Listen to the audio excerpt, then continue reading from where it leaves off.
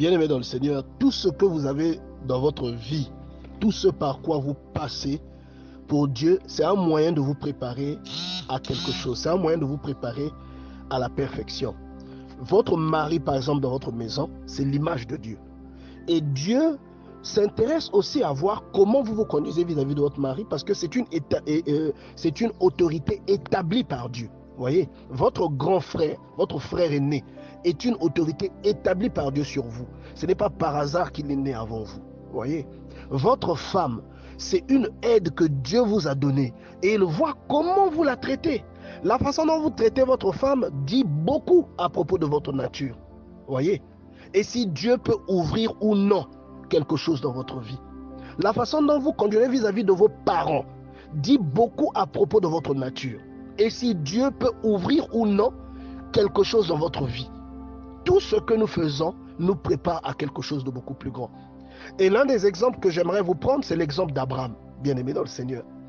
Abraham, Dieu l'avait choisi pour représenter Dieu, pour symboliser Dieu. Il devait porter une grâce. Tout comme Dieu nous a déversé une grâce immense, Abraham devait déverser une grâce à toute la terre. Donc toute la terre allait être bénie par Abraham. Vous voyez, en dehors du salut que nous avons eu par Jésus-Christ, il y avait une image que Dieu voulait réaliser derrière Abraham. Et Dieu lui demande de sacrifier son seul fils. Pourquoi? Parce que Dieu voulait qu'Abraham soit digne. Il voulait qu'Abraham soit digne de cette bénédiction. Et Abraham devait le prouver. Abraham ne savait pas que des siècles après, Dieu donnerait aussi son propre fils.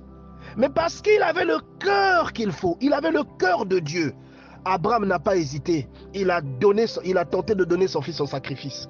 Et Dieu a su qu'Abraham l'aimait réellement. Et Dieu a su qu'Abraham était digne d'être la personne qui répondrait, ou la personne de qui la bénédiction à travers le monde se répandrait par toutes les familles de la terre. Vous voyez, c'était le but de Dieu. Est-ce que vous voyez? Et Abraham s'est montré fidèle dans les petites choses. Voilà pourquoi Dieu l'a béni et Dieu lui a accordé une telle grâce. Aujourd'hui, ça fait des milliers d'années, nous parlons toujours d'Abraham. Vous voyez? Donc Dieu nous juge à travers les petites choses, bien-aimés dans le Seigneur. Et regardez ici, bien-aimés dans le Seigneur, Matthieu chapitre 4, verset 18.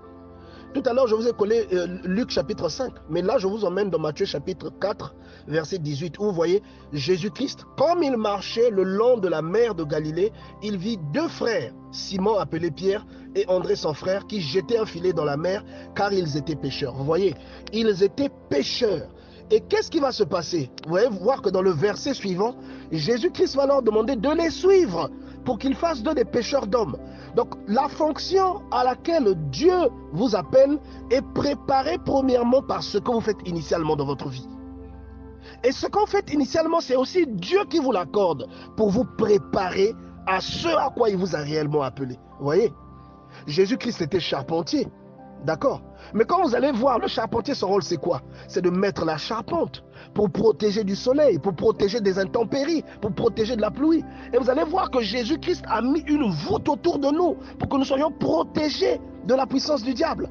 Vous voyez bien maintenant le Seigneur, que nous soyons délivrés du soleil du diable, du soleil du péché, du soleil de l'enfer.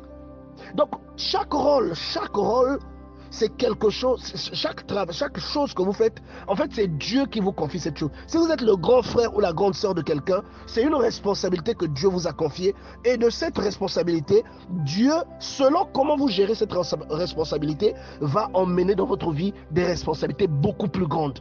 Vous voyez, Dieu va vous emmener à faire des choses beaucoup plus grandes, beaucoup plus impressionnantes, si vous vous montrez fidèle. Et regardez dans Luc chapitre 5, ce que l'apôtre Paul fait. Regardez ce que c'est Luc 5, verset 4. L'apôtre Pierre, excusez-moi, ce qu'il fait. Il lui dit, il est écrit, lorsqu'il eut cessé de parler, il dit à Simon, avance en pleine eau et jetez vos filets pour la pêche. Et Simon lui répond, maître, nous avons travaillé toute la nuit sans rien prendre. Mais sur ta parole, je jetterai le filet. Et regardez, il obéit. Donc Dieu lui demande, et ça c'est un petit travail aux yeux de Dieu, parce que ce travail il le fait pour vivre et pour faire vivre sa famille. Aux yeux de Dieu c'est un petit travail, mais Dieu l'appelait à une fonction plus grande. Dieu l'appelait à devenir quelqu'un de plus grand. C'est pourquoi Dieu lui dit, au travers de Jésus-Christ, je ferai de toi un pêcheur d'hommes. Parce qu'il pêchait déjà des poissons. Et là, Dieu l'appelait à aller pêcher des hommes. Et lui, il forgeait son caractère. C'est comme David, il était berger. Dieu l'appelait à devenir le berger d'Israël. Vous voyez, il devait surveiller tout le troupeau d'Israël, nourrir le troupeau d'Israël et veiller sur le troupeau d'Israël. Est-ce que vous voyez? Et quand Pierre obéit, donc quand vous exercez correctement votre mission, la gratification arrive. Et quand il obéit, vous voyez, il prend tellement de poissons que le filet commence à se déchirer. Est-ce que vous vous rendez compte, bien-aimé dans le Seigneur? C'est que là, il venait de réussir la petite mission que Dieu lui donnait tous les jours pour passer à un autre niveau. Tu dois te poser maintenant la question, quelle est ta mission? Regarde ton travail, regarde la position que tu as dans ta famille, regarde la position que tu as autour de vous, dans ton association. C'est un rôle que Dieu te donne. Et il te donne ce rôle pour te préparer à quelque chose de plus grand.